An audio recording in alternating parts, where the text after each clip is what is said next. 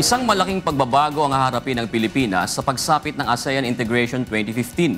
At dahil ang Pilipinas ay isa sa mga bansang kasapi ng Association of the Southeast Asian Nations o ASEAN, maasabi ba nating sapat ang kamalayan ng ating mamamayan sa paparating na hamon at sa maaaring maging epekto nito sa kapalaran ng ating bansa? Alamin po natin yan sa tulong ni dating Congressman Erin Tanyada from our Insight. Magandang gabi mga kasambay.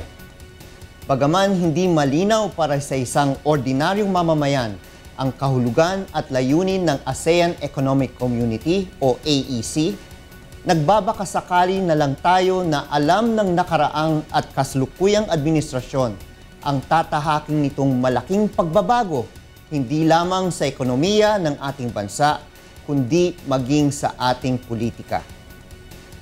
Ang Pilipinas ay isa sa 10 mga bansang kasapi ng Association of Southeast Asian Nations o ASEAN na isang organisasyong politikal at pang-ekonomiko.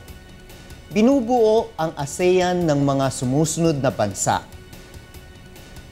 Brunei Darussalam, Cambodia, Indonesia, Laos, Malaysia, Myanmar, Singapore, Thailand, Vietnam at Pilipinas. Sadyang isang malaking hamon para sa gobyerno ang mga kakaharapin nito ngayong 2015, kaugnay na rin ng ASEAN Concord II na isang kasunduan tinakda ng ASEAN noong October 2003 na naglalayo magtatag ng isang ASEAN Economic Community sa taong 2020. Ibig sabihin, mula ngayon hanggang sa taong 2020, inaasahan natin ang paglalatag ng mga kinakailangan upang maihanda ang Pilipinas sa lalong malaking mga pagbabago sa ating ekonomiya.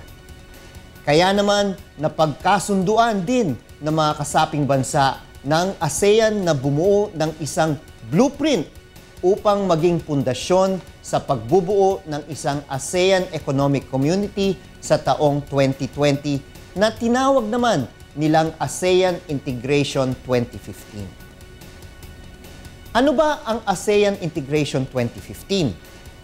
Ayon sa isinagawang blueprint, papasok ang ating bansa sa isang kalagayang regional economic integration.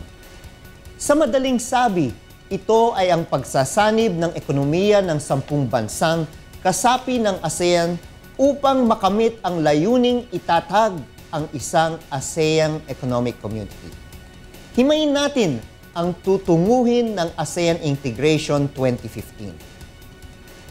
Una, ang pagkakaroon ng single market at production base ng mga kasaping bansa ay ang malayang daluyan ng mga produkto, serbisyo, puhunan, kapital at skilled labor.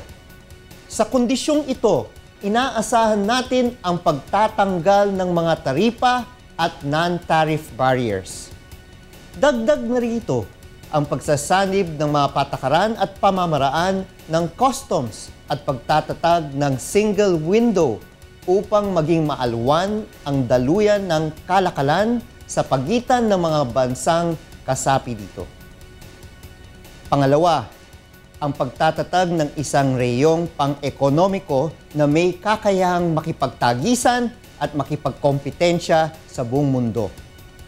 Pangatlo, ang pagkakaroon ng pantay na kaunlarang pang-ekonomiko sa pagitan ng mga kasaping bansa ng ASEAN. Ang pang-apat ay ang pagtatatag ng isang ASEAN Economic Community na may kakayanang umanib sa pandaigdigang ekonomiya. Sa papel, tila nakakaengganyo ang tutunguhin ng ASEAN Integration 2015 na magtatatag ng isang ASEAN Economic Community. Ngunit, ang tanong mga kasambahay, Pilipinas, handa ba tayo? Pansamantala po natin iiwan ang katanungang ito. At sa susunod na linggo, God willing, ay sasagutin naman natin kung handa na nga ba ang ating gobyerno, mga lokal na negosyo, industriya, ang lahat ng institusyon ng ating bansa, maging ang mga mamamayan nito para sa isang pandaigdigang kompetisyon. Muli po, ako si dating Congressman Erin Tañada, and this is From Our Inside.